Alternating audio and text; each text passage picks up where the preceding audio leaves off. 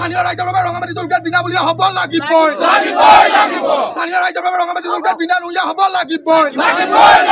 বিনামূলীয়া নোহোৱা পৰ্যন্ত এই সংগ্ৰাম চলিছে। ৰাইজ আজি জাগিছে। ইনকলাব জিন্দাবাদ। ইনকলাব জিন্দাবাদ।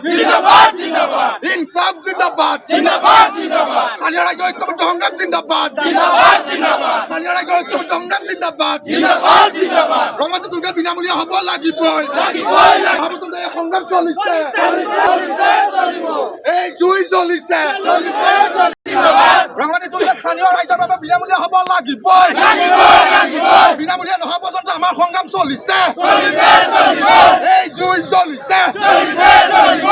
আচলতে চক টুলগেট হ'বলৈ হ'লে NHAI national highway authority of ইণ্ডিয়াই কিছুমান নিজে গাইডলাইন বান্ধি দিছে।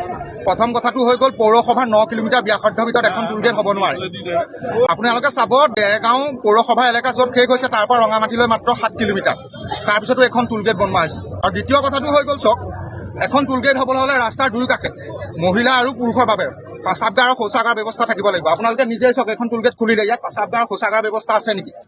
তৃতীয় কথাটো হৈ গ'ল এখন টুলগেট হ'বলৈ হ'লে ইয়াত ইমাৰ্জেঞ্চি আপাতকালীন স্বাস্থ্য ব্যৱস্থাৰ বাবে আপোনাৰ এম্বুলেঞ্চৰ ব্যৱস্থা থাকিব লাগিব। আপোনালোকে দেখিছে ইয়াত ক'ৰবাত এম্বুলেঞ্চ? ইয়াত সেইখন এম্বুলেঞ্চ আছে, কিন্তু এটা কথা হৈ গ'ল 25 কিলোমিটাৰ ভিতৰত যদি কোনোবা দুৰ্ঘটনাপতিত হয়, যান বাহন কোনোবা দুৰ্ঘটনাপতিত হয়, তৎকালীনভাৱে এই টুলগেটৰ পৰা চিকিৎসা সেৱা ব্যৱস্থা কৰিব লাগে। আজিলৈকে এই কথাটো আপুনি অসমত বাদ দিয়ক, ভাৰতবৰ্ষতো নজিৰ পোৱা নাই। গতিকে আমি এটা কথা স্থানীয় ৰাইজ হিচাপে এটা কথা স্পষ্টভাৱে কৈছোঁ, এই টুলগেটখন সম্পূৰ্ণৰূপে ন্যায় বহিৰ্ভূত আৰু এইখন অসাংবিধানিকভাৱে এইখন প্ৰতিষ্ঠা কৰা হৈছে। আৰু এটা কথা চাব, কেন্দ্ৰীয় যোনগৰাকী পথ পৰিবহণ মন্ত্ৰী আছে তেখেতে সংসদত কৈছিল 60 কিলোমিটাৰ ভিতৰত দুখন টুলগেট হ'ব নোৱাৰে। ইয়াৰ পৰা ৰঙাজানলৈ মাত্ৰ 30 কিলোমিটাৰ। তাৰপিছতো গোলাঘাট জিলাত দুখনকৈ টুলগেট এই চৰকাৰখনে ৰাইজক উপহাৰ দিছে। লক্ষ্যটো কি, উদ্দেশ্যটো কি? স্থানীয় যোনসকল ব্যৱসায়ী আছে সেই ব্যৱসায়ীসকলৰ মূৰত মাধমাৰ সজাব লাগে।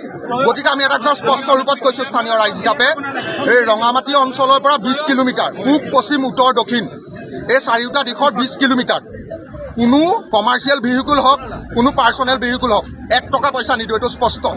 আৰু 2 নম্বৰ কথাটো হৈ গ'ল, যদি আমাৰ এই দাবী নামানে নেশ্যনেল হাইৱে